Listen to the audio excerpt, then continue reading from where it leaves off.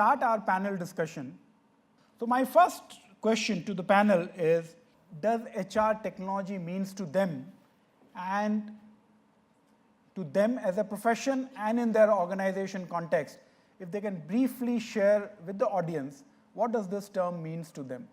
So maybe I'll start with TG, since he comes from the consulting background, and his insights would be very helpful. TG. Thanks, Anuraag. To my mind, it's variously defined. Somebody says it's the cloud, somebody says it's AI, somebody says it's VR. So we really need to have a consistent definition. And we at PwC, we have tried to do it in a bit of a simple manner by saying that, well, technology in HR or technology in general in the business actually has 3 different levels. So at the first level, you have something called assisted intelligence. And in assisted intelligence, you have things like RPA coming up. You have things like any kind of automation of repeatable services coming on, which makes you really productive at work. The second is the augmented intelligence, and that's where people and machines actually come together. That's the reality which we'll discuss as we go ahead. How do humans and bots work together? And a good example of that may be what we actually are seeing in Uber, where there is a tool which is actually helping enhance the human performance. But the human is still there in the picture. And the last one, which to our mind is the last frontier, is the autonomous intelligence, where you actually have a tool or a device actually having sufficient decision-making powers to make even the human mind redundant. And that's the reality that we may actually look at in the future. So if I now translate it into HR, it actually poses immense opportunities for the HR fraternity to reinvent itself, but it also poses quite a few threats in terms of our very existence. And probably during the course of this particular discussion, we shall delve into both the opportunities as well as the threats for the HR fraternity. Thank you, TG. Now I'll also invite Sachin, who comes from a Forbes Marshall, to share his perspective and what does his organization is meaning when we are saying HR technology. In a way, love and hate relationship when it comes to HR technology. We love HR technology and all those tools and techniques, and what he said, some of them we use, some of them we are yet to use. But we love them because it brings in efficiency, it brings in effectivity, it brings in quicker decision making. It makes you take certain decisions which actually result into better organizational performance. So for all those reasons, we love HR technology. We hate it because at times we feel, and I come from a company where values and people connect, they play a significant role. We hate it when we see technology, which is actually a means to an end, become an end in itself. And that's the danger. If you don't strike that balance between people connect and technology, and it's hard to strike, but because sometimes we get carried away and swayed away by all those promises that this technology make. While he spoke about human minds getting redundant, we want human heart to be there, and that's what HR is all about. And therefore, with that risk, we always take that technology and whatever is coming in with a bit of a concern, we evaluate that and then we implement.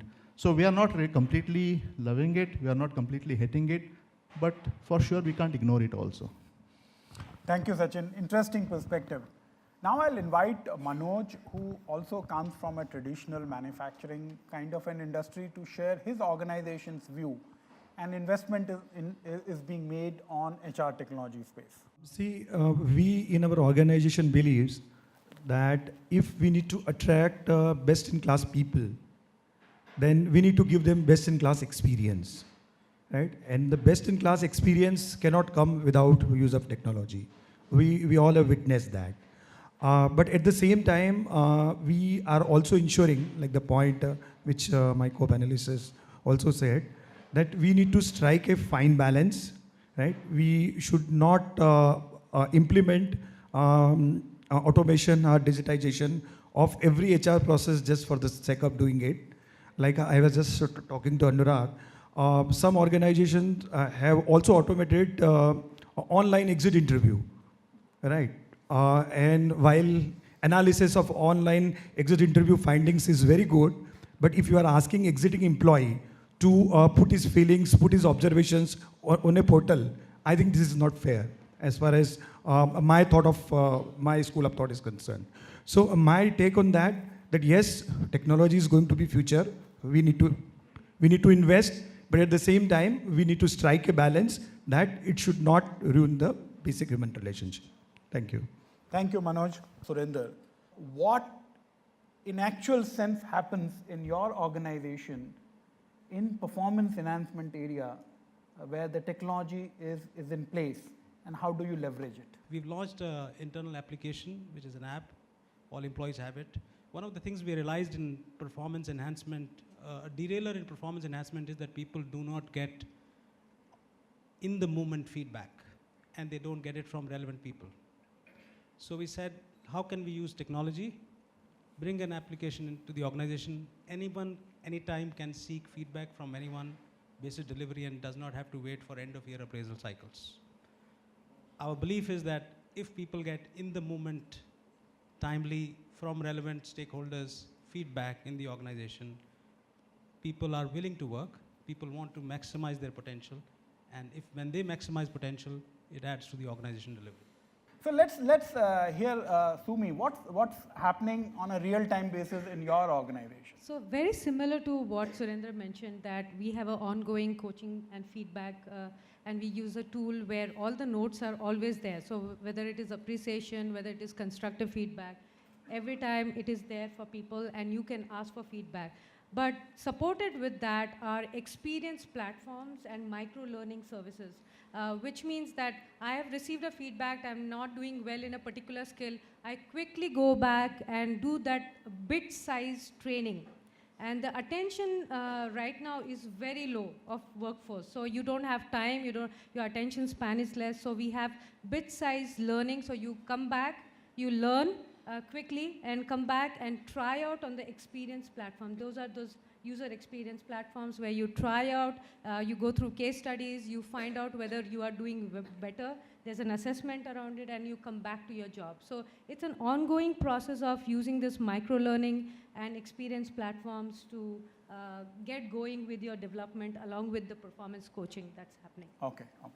So thank you, Soumi. I think the question which I want to ask Amit is in your sense that technology getting used by HR in the career advancement space, how mature or advanced your organization is, and what is unique happening in your organization? Sure. So as an organization, we are still to cover a lot of journey in the advancement of technology space as far as the HR function is concerned. Some of the recent things that we've done, I would like to share an example of. We worked with a global company and developed a chatbot. That chatbot works on a social media platform. It's on a chat kind of environment, wherein, for example, if you want to learn a particular skills, you just type that skill, and then it gives you tips and tricks to practice that at your workplace. So that's one piece of it. What it does a few weeks later is it reminds you of, have you been able to experience some change? Do you need some help? So we've now kind of done it at a micro, at a very small level, and we want to extend it to multiple such facets. What it will entail is, it will ask you questions and predict responses, and based on the responses, it will give you a data or reply back so that you can actually implement it. So for example, if you say that, okay, I have learned it and I want to try it with the team next week. So next week it will ask you automatically that, have you tried it with your team? What was your team's response? Are you happy, or do you need some more coaching on this? I'm happy to provide you reading references. I'm happy to provide you your online training modules on that. So it's all automated, but at the end of the day, like I said, nothing can replace a human coach factor. So we're also trying to club it with the human coaching so that the learnings on the technology platform actually gets translated in the right context. Thank you, Amit. And if you decide to replace the human coaching, then what will happen to people like me who have invested such a large money to get certified and trained and helping people? So I'm happy that somebody is looking at us also. So thank you. And this brings us to the last question for the day. Though we are able to see the upside of HR technology, and we have talked about how it is contributing to performance, career advancements, fun, and plus plus. I think this audience today would also like to know that when the HR technology is almost at the stage of flourishing the business space, obviously when the technology takes over the workplace, there's a lot of positions and the roles are likely to become redundant. So I would like to have a quick comment from each panel member that what's the risk what they see in terms of employability of HR professional, which is going to emerge, and it is inevitable, it is going to emerge for the HR professional when technology starts maturing at the workplace, and what extraordinary HR professionals will have to do to remain employable and continue to thrive. So maybe I'll first take an insight from our friend from the consulting side. Let's TG start from his side, what he has to say. I think this is a challenge which we will have to grapple with.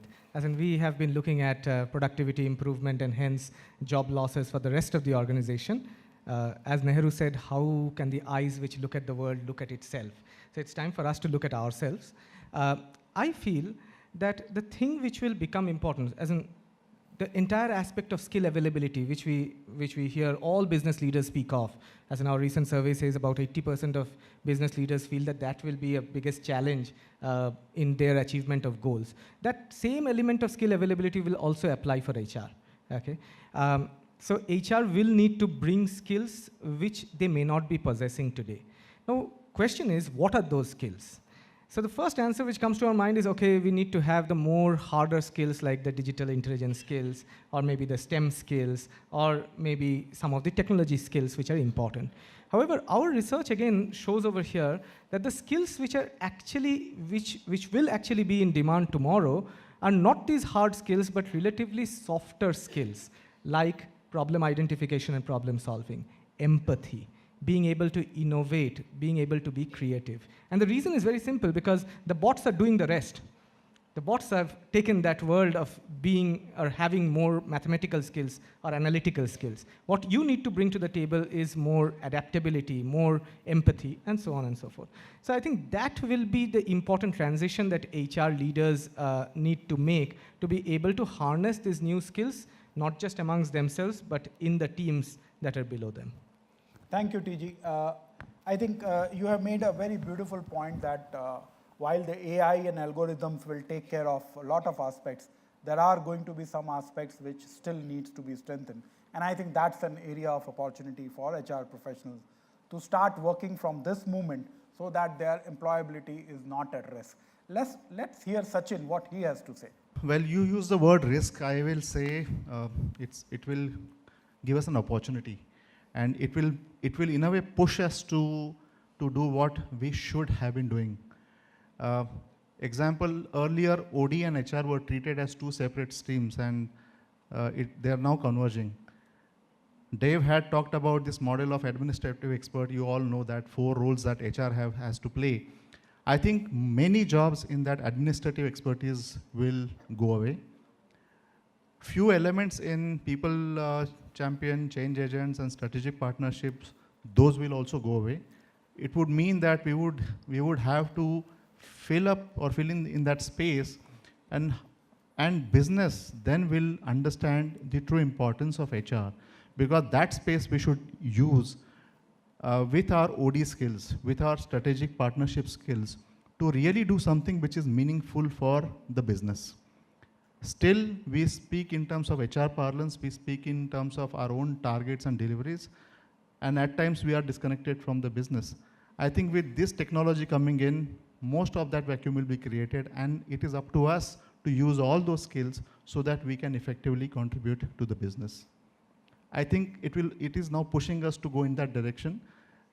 Sorry, but in future I see internal OD consultants where we would not need an external person coming in. We would understand that context better. Now, when all those administrative and other tasks are taken away by technology, and technology is enabling us with certain output, we just need to connect those dots, and our ability to connect all those dots together and take organization ahead is what will matter. Thank you, Sachin. And I think the day is not very far when we'll go from a generalist trend to the specialist trend within the organizations so that they can aid and add to the business. Thank you, Sachin. I always believe that technology is just an enabler, right? We may automate or digitize any HR process, right? But the thought process philosophy, right, will always remain critical. So I believe as long as HR people can keep on adding value, as long as their contribution to business remains, right? As such, there is no threat. Of course, they need to ensure that whatever routine work, mundane work, right, which technology has actually helped them, right, that job they need to leave, right? They cannot doing the same job and feel that their jobs are safe, right? But the core conceptual job will still remain with HR people. Technology, as I said, is just an enabler.